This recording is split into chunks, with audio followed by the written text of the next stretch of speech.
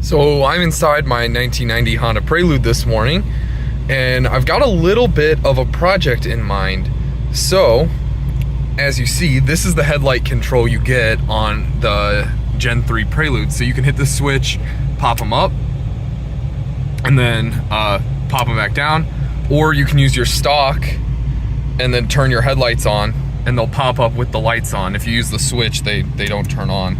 So my idea is I want independent control of each headlight. I want to be able to make them wink, and I would like to be able to stop them at any point so they maybe looked a little like sleepy, like I barely opened them. I think it takes some cool pictures, and I think it would make the car look really nice. So that's gonna be the project today. Besides the fact, you should have seen on my dash before, the tachometer was not working. And for some reason, the tach has to like warm up, which I don't really like. So I'm hoping to be able to figure that out as well.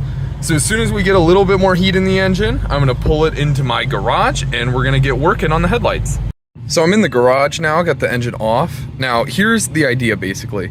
So here's the switches that control the headlights, and you could see this whole bezel here around the gauge. So I actually have an extra one of those. See this part right here in my lap? Another bezel, cruise control and everything.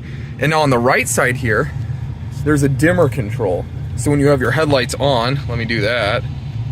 See, you can control the dim of like the gauges and stuff, see? And that's a really cool option. I didn't want to lose it.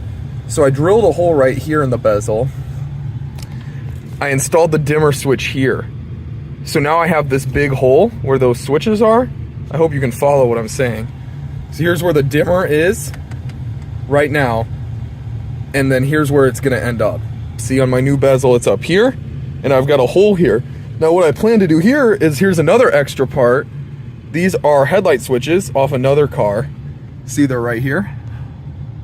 So those will actually click right in to the dimmer spot, see? They'll go in right there.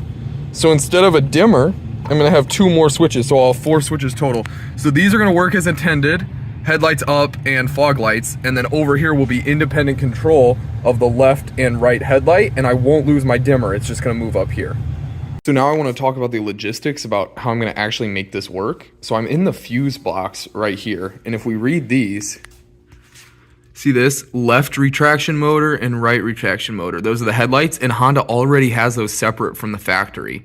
So basically what happens is, if you disconnect this fuse, you basically freeze the headlight where it is.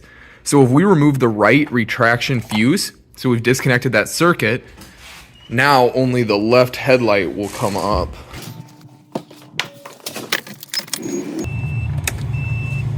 See that? So basically that's the premise I'm working on, to have independent control of the headlight. Anytime you disconnect a fuse in that fuse box, that headlight freezes where it is, whether it's up or down. Okay, so we've got both the headlight switches out, and we got our multimeter on ground. So if we hit the hot, see, we've got 12 volts. So what we're interested in is which side of the fuse has 12 volts already. So if I read the left, nothing. If I read the right, see that, 12 volts. So if I read the right on the left headlight fuse, also 12 volts. So this right is going to be our input through the firewall, into the cabin, into our switches. And the left is going to be our output. So our right-hand side of these fuses is what we want to fuse.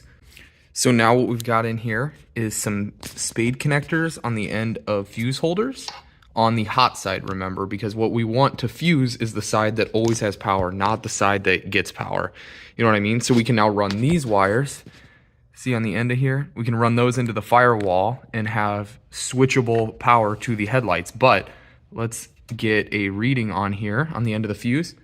See, we've got 12 volts, we've got a fuse, and then let me just show you what this is. It's just a spade into the right side on the fuse block. I know the lighting's bad.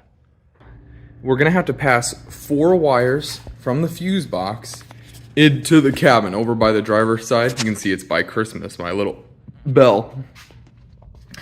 So I pulled the wheel out, I pulled the fender liner out, and then look, so in there, see that? That's actually into the engine bay. And then we're gonna run 4 wires up. We're gonna follow this factory harness, and we're gonna end up going through this boot here. And then we'll be in the passenger footwell, and it'll be super easy to just pass it over to the driver's side behind like the center console and stuff. So I've got my wires run. I gave them each about 9 feet, and it seems to be about right. I almost should have done 10, give myself a little leeway. But we're up into the fuse box here. So 4 wires should be all we need. So now I'm gonna make sure I've got the switches hooked up. I'm gonna pull the gauge cluster out, or the bezel for the gauge cluster, get my switches hooked up, and then once I've got the switches working, then I'll connect them at the fuse box. So there's no way I short out something beforehand. At this point, I just wanted to get on my desktop with my terrible mic to hopefully try to explain what is actually going on. So here I have my best representation, as I can do in Tinkercad at least, of what's going on in the car. So obviously, pretend this is a 12-volt headlight, and instead of headlights here, pretend these are actually like the headlight motor. So in a stock situation, ignore this, they come in later. So just this stuff right here. In a stock situation, you see, they just come right through the fuse block and out the battery. And we're pretending these resistors are fuses.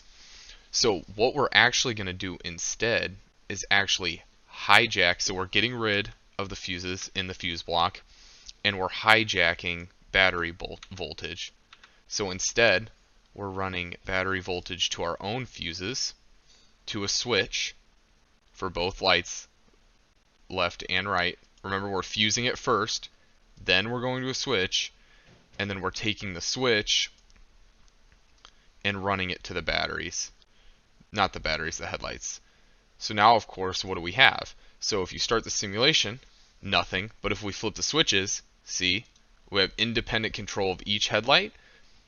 We keep the fuses. And all in all, we still have all of the functionality, including the safety of the fuses. Okay, so here's what's up. We've got them tied in here so they're not going anywhere. Fuse box does close. I tested it. And then underneath here where it comes through, see, I've got a corrugated pipe protecting it all the way down to where it goes in there. I did electrical tape for the last little bit, but it's corrugated anywhere it would rub. So I've got the dash apart, see the bezels off. All I did was unplug and plug the tachometer back in, and it now works without warming up, so that's great. And then also, see, this is the new bezel now, so I've got the dimmer over here, and check it out, it works just fine. So I had to cut one zip tie that was behind there so that the cable would reach up to its new spot, but that's literally all I had to do. So dimmer relocation is an awesome mod if you want more switches on your dash. And those wires come all the way driver's side right here where we want to put the switch. We got all 4. All right, here's where we're at. Everything's back together and working normally, the normal stuff. So I could lift it with the switch, turn the lights on, no big deal. Close them with the switch. I put the fuses back in for this. Also, if I have the lights on, my dimmer switch up here is working. And now all I have left is this hole with 4 wires coming out where this switch is gonna go. So this has crimp connectors on the end. I'm gonna put crimp connectors on the end of this, pop it into the hole, and take those fuses back out. I put them in to work. I'll show you what's going on in the fuse box as well.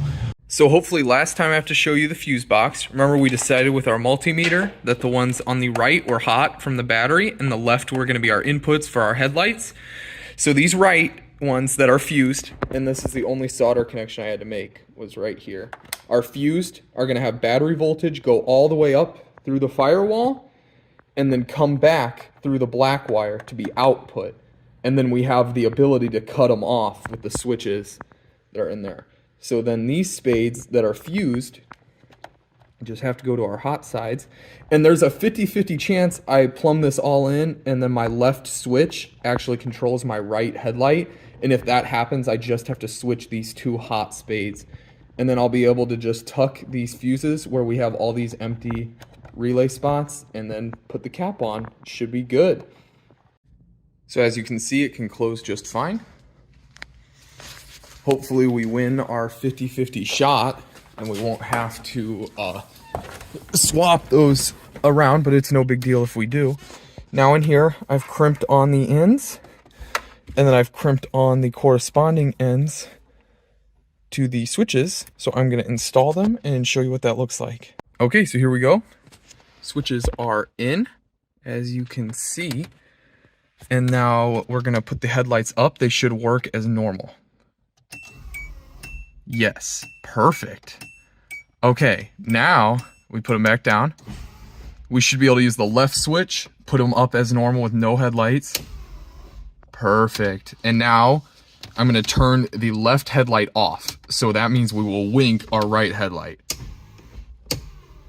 Okay, so we lost the 50-50 chance, but it seems to work. So let me turn my right headlight off, which is actually the left one, and then see if neither of them move. Perfect. Okay. So back both of them on, and then I should be able to close them again. Perfect. Okay, let's try the other one right on. Okay, and now the other thing is, I should be able to... Okay, that works again. So I should be able to get them both, like, to sleep, to barely open. So I'm just gonna flick the switches really fast. Oh yeah, baby! Let's see. Oh, shit! Okay! So let me just switch those two under the fuse box and it'll be done. Oh yeah, I've got the hood back down, the fuses swapped. You can really now see that sleep effect I super love. I've made kind of a mess over here, but I'm gonna put that fender well back in and then I'll take some nice shots in the light. Look at that effect. Plus I can wink them. It's awesome.